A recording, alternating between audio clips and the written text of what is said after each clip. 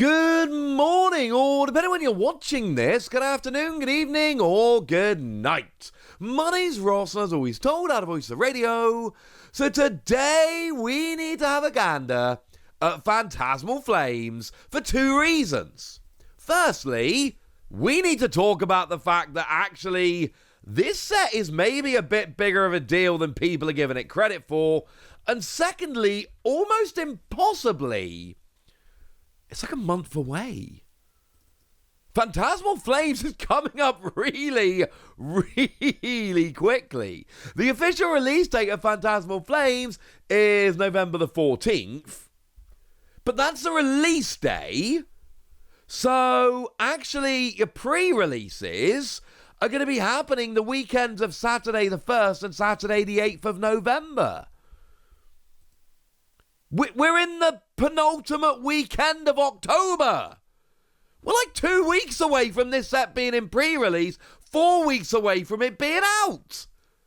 Did anyone else look the other day and go, hang on a second, Phantasmal Flames is like 5 minutes away from releasing? Because I did, and it genuinely surprised me.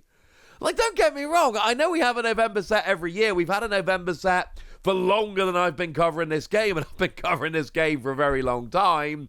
But the set's 2 weeks away. Yeah, we should probably have a chat about this now, shouldn't we? And when we talk about a set like this, what we really need to do is split it into a playable entity and a collectible entity. Because actually, those are very, very different situations.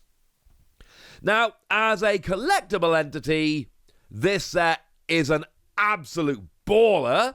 We'll get to that in a minute. From a playable entity, things are looking a little bit more up in the air. Now, one thing I need to remind you guys is we're going to have rotation in January. And when we hit rotation, things will be different. So there is an absolute scenario here where we look at these things initially and we go, eh. But then rotation comes around and we're like, oh, okay. That makes a lot more sense. Fine.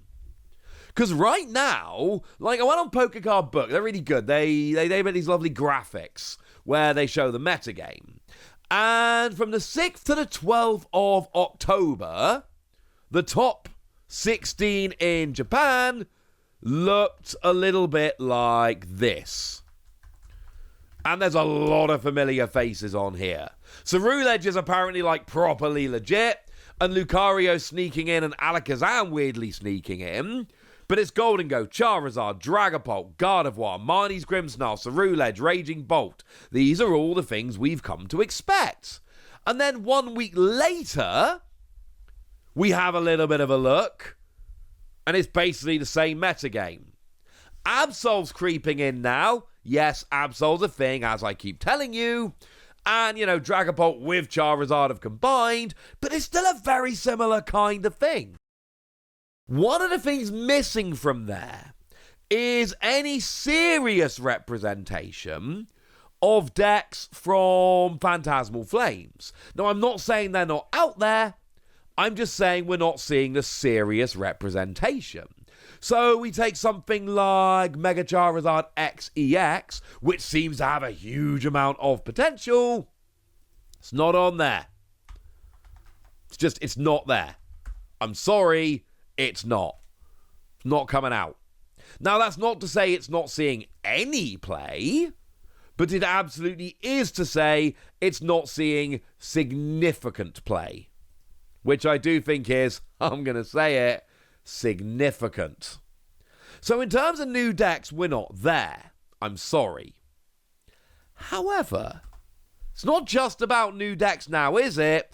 Because there are plenty of cards, like for instance Battle Cage, which is one of the ones I was lucky enough to be able to show off to you guys the other day, which absolutely is a legitimate card.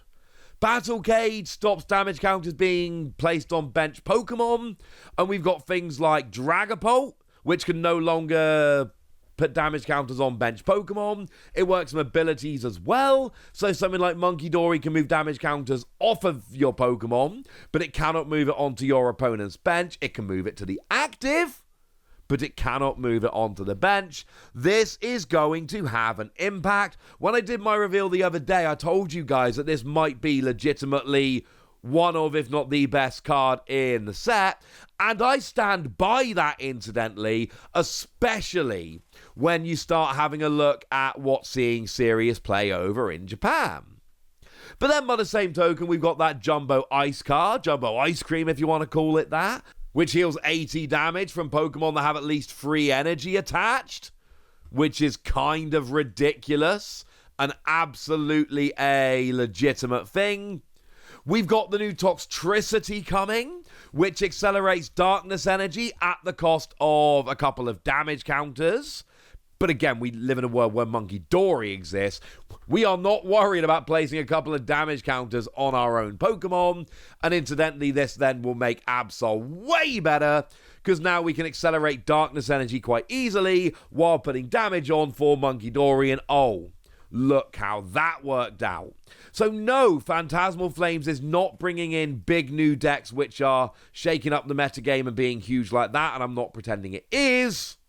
What it is doing, however, is introducing cards like Battle Cage, Jumbo Ice Cream, Toxtricity, which are going to make a big difference and see a whole bunch of play.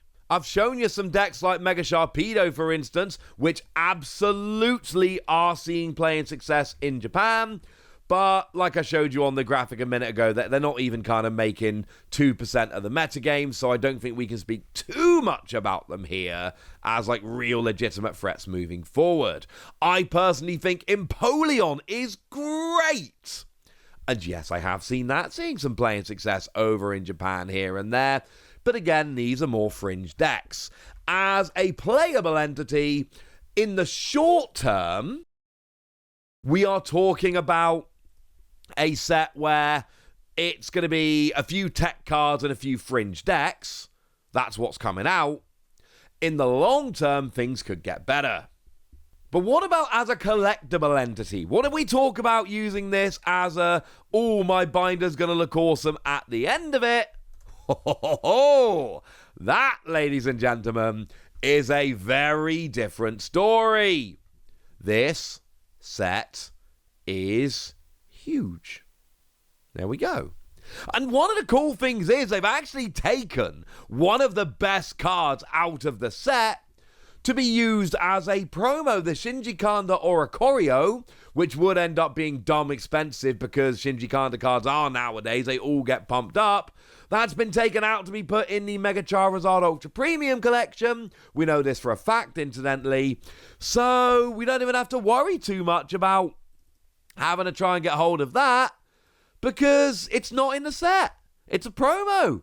We can move on with our lives. What we do have, however, is a gold and a special illustration rare Charizard. Oh. Okay. And to put it simply, they are much bigger than the equivalent cards in, well, what we got as Mega Revolution. And when I say they're much bigger, I mean they are much bigger. The gold Charizard right now is somewhere around 3 times the price of the Lucario or Gardevoir gold cards. Frankly, if you didn't pull a gold Lucario or Gardevoir, maybe just sit there being like, you know what, I'm saving all of my luck for Phantasmal Flames. That gold Charizard card is huge. I actually have 2 boxes of Inferno X, which are winging their way to me from Japan very soon. So I mean, the chances of me having this card are incredibly slim. But if I've got it, ladies and gentlemen, it's going to be good times. The special illustration rare Charizard, how does that compare to the Lucario or the Gardevoir? It doesn't, is the honest answer. Like, there's no comparison. It's so far ahead, it's not even really worth comparing them. Although, obviously, in Japan, things tend to be a little bit different. The biggest card in Japan is not actually the Gardevoir, like it is over here, or the Lucario, which is the number 2 over here. The big card in Japan is actually Lily's Determination. Not the case here, but it is in Japan. But the Charizard is like 2.5 times Lily's Determination. Like, when I say it's not even close, I mean it's not even close. Not like, oh, you know, it's not even close. There we go. That's what you need to know. Well, to be fair, it's not all you need to know, but honestly, like, outside of those two, the next big one is the full art Charizard. And make no mistake about it, there's like 4 special illustration rares maybe in Mega Revolution or the equivalent in Japan, which are bigger than this full art Charizard. Even though Charizard's not proving to be a particularly playable deck right now, it's not seeing a huge amount of success, nobody cares. Even with the Shinji Kanda gone, make no mistake about it, this is a huge set because of the chance of drawing those Charizard. And of course, there are some other cards in the set which bear mentioning. Things like the Dawn is going to be incredibly good, for instance. So, you know. Oh, and there's an illustration rare Piplup, which is just adorable. Should be the biggest illustration rare in the set. So yeah, we got that to look forward to as well. I kind of missed how close we were to the release of Phantasmal Flames. Like, I knew it was coming. Obviously, I knew it was coming. I was not ready for the news, which is not news because I've known it for ages. I suppose realization. I was not ready for the realization that we're 2 weeks away from pre-releases for this set. But, yeah. From a playability standpoint, it's a weird old set. I'm going to be honest with you. A weird old set. From a collectability standpoint, I would call it a gigantic set, but I'm honestly not sure if a gigantic set is... I think I might be underplaying it if I just call it a gigantic set. I don't know. We'll figure that one out later. For now, I want to know what you think about this. I want to know how excited you are for Phantasmal Flames. I want to know if you guys were under the impression that it was further away, or whether you were actually paying more attention and realized that it is, in fact, only 2 weeks away from pre-release. Let me know in the comment section. Go nuts! Be nice! And then make sure you like this video, subscribe to this channel, follow me on Twitter at TheWasi. That's where we talk about Pokemon and a whole bunch of other card games. And please do consider checking out patreon.com/PTCG Radio, where you can support the channel, get some bonus podcasts, join a Discord, and all kinds of fun things. And get shoutouts on the channel, like the lovely Star of Dav, who's been a supporter of ours for a long time and is a very lovely person. So shout out to them for the support and the loveliness. But by far the most important thing, as always, look after yourselves till next time, would ya? Thank you very much for watching. My name's Ross, and you've been watching PTCG Radio.